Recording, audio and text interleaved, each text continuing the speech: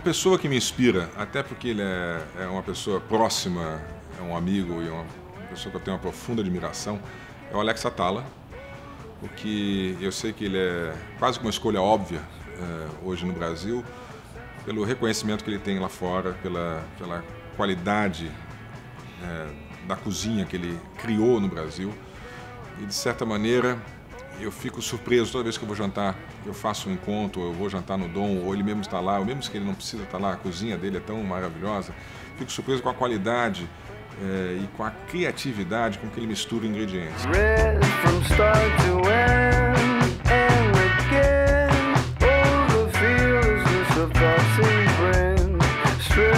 Acho que a gente no Dom vive sempre dois momentos, a criação ou a criatividade e a inovação. Criatividade na maneira de entender e de cozinhar não é fazer o que nunca ninguém fez, é fazer o que todo mundo faz de uma forma surpreendente. A inovação seria o passo seguinte, a criatividade com utilidade.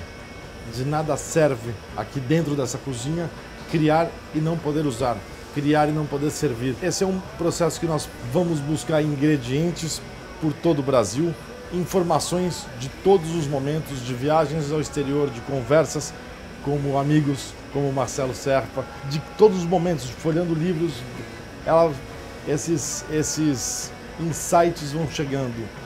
Na hora de transformar em sabor, a gente parte de uma base clássica porém de uma inconformação. A cozinha clássica nos ensina dogmas, mas muitas vezes não nos explica. Este é o lado divertido em transformar a criatividade em utilidade. É você dizer por que é que tem que ser assim, porque não pode ser diferente. No empirismo, na tentativa e erro, no exercício diário da cozinha, você vai ganhando repertório. Esse repertório te permite arriscar e aí sim encontrar utilidade para a sua ideia, para o seu insight, para a tua primeira mola de inspiração. Importante lembrar também que a diferença do bom, do muito bom e do excepcional vem com a prática, com o exercício. O exercício é que vai dar o último polimento no prato. Hoje o processo criativo dentro do Dom é 100% focado em mim. Ainda sou a primeira ideia, ainda que sejam partes da cozinha que não seja eu que execute, por exemplo, a panificação, mas entender a função de cada ingrediente e como a gente vai transformar ou tirar partido dessa informação é sempre o ponto que a gente busca. Eu vou tentar contar para vocês um exemplo. Um bolo de chocolate em grossas linhas é feito de chocolate, ovos, farinha e leite. Uma mousse de chocolate é feita de ovos, chocolate e creme de leite. A diferença, em linhas gerais, de um bolo de chocolate para uma mousse de chocolate é farinha. Então eu posso imaginar que um bolo de chocolate é uma mousse com farinha, ou que uma mousse é um bolo sem farinha. Nesta compreensão mora um clássico, um petit gâteau de chocolate. O que é um petit gâteau? Um bolo com pouca farinha ou uma mousse com pouca farinha. Entender a função de cada ingrediente é a maneira de construir ou de dar inovação à sua ideia, à sua criatividade.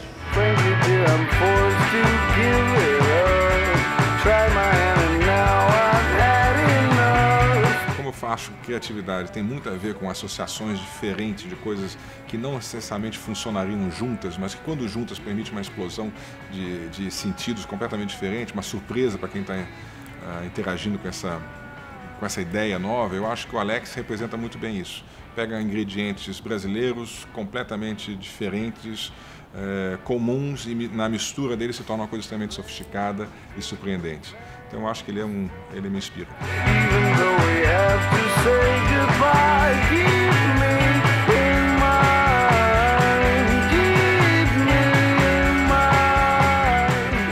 Na culinária, no sabor, muitas vezes a criatividade não se expressa somente dentro do prato, no sabor, mas todo o conjunto, o fator surpresa ou o mise-en-scène pode levar uma receita a um momento excepcional. Eu vou explicar isso melhor. Um dos pratos mais famosos que nós fazemos aqui do Dom chama aligot, que nada mais é que um purê de batata com queijo.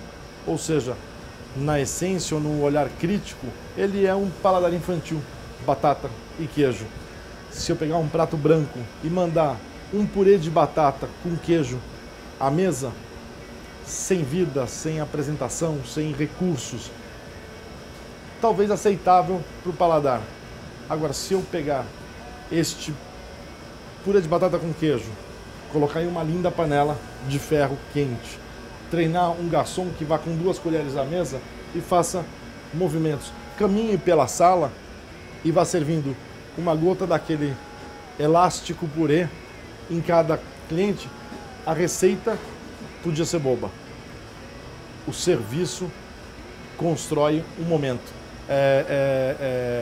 Isto é talvez a principal compreensão hoje dentro da cozinha, não só no serviço, mas muitas vezes em olhar e lembrar e falar assim, eu gosto muito de pipoca. E um dia eu imaginei que se eu pegasse pipocas e fizesse um pó delas, eu podia botar em cima de um prato, de uma carne, de um peixe, de uma massa, e ter aquela combinação divertida de pipoca com outro sabor. Tentei fazer, mas todo mundo que já fez pipoca lembra que ela fala, a pipoca murcha, ela fica velha e murcha. Então a primeira tentativa de fazer um pó de pipoca foi pífia, porque no final a sensação gustativa não era boa. O sabor ainda que podia fosse bom, o sabor podia ser bom, a textura, a sensação gustativa acabava com a ideia.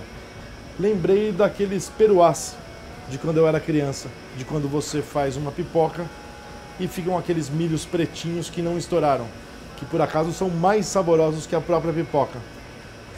Ou seja, pipoca é o milho que pop. Se aquele milho, aquele peruá, é um milho que não pop, eu podia pegar um milho que não fosse para fazer pipoca, tostar e experimentar. A ideia dava certo, mas o milho que não pop, ele era muito duro na boca.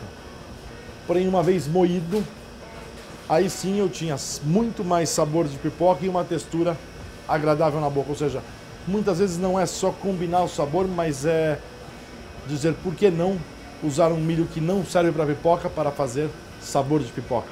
Essa é a criatividade, não é fazer o que ninguém faz, é fazer o que todo mundo faz de uma forma que ninguém espera. O Dom sonha em mostrar para as pessoas esse repertório gigantesco de sabores que é o Brasil, que é a América do Sul principalmente. Eu sempre gosto de falar da América do Sul porque quando eu falo em Amazônia, eu não digo de um estado ou de uma região brasileira, eu digo de 6 países que compartem um bioma. Essa é uma parte importante para nós na cozinha, entender que essas fronteiras geopolíticas não são desconhecidas pela natureza, que nós condividimos biomas e sabores. Dessa informação, você começa a trazer para dentro da sua cozinha a diversidade, não só de ingredientes, mas de preparações. E vai lembrar, por exemplo, dos defumados que os europeus fazem, lindos, maravilhosos, saborosos. Você pode imaginar que também no nosso churrasquinho de final de semana, a brasa, a fumaça que sai daquela fonte de calor também ajuda a saborizar a carne. E vai viajar para a Amazônia e descobre que os índios fazem moqueados. Moqueados também é um processo de defumação com um resultado muito diferente do europeu. Você entendendo esses 3 pilares, você já pode trazer 3 novas formas para um mesmo ingrediente. Ou seja, o Brasil não é rico somente em ingredientes. Ele é rico em preparações e cada ingrediente vai ganhando essas novas nuances. Quando você está num restaurante que se propõe a fazer menus degustação todo dia, esses menus de degustação são compostos minimamente falando de entradas frias, entradas quentes, pratos de peixes, pratos de carne, um serviço de queijo e sobremesas. É natural que as porções não possam ser grandes. As porções têm que ser pequenas. As pessoas gostam de dizer que restaurantes como os nossos são grandes pratos com pouca comida. Eu não quero dizer que eles estão errados. Eu quero convidá-los a pensar. Se eu fosse a um restaurante italiano e pedisse uma macarronada, e viesse um pouquinho, eu também ficaria triste.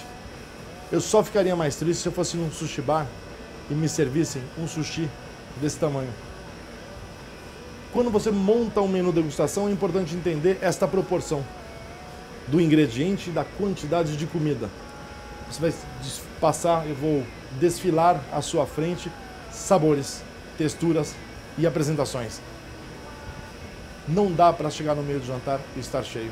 Não dá para chegar no meio do jantar e não ter vontade de continuar comendo. Senão eu vou roubar a primeira vontade que é ou liberdade que o menu de degustação me traz.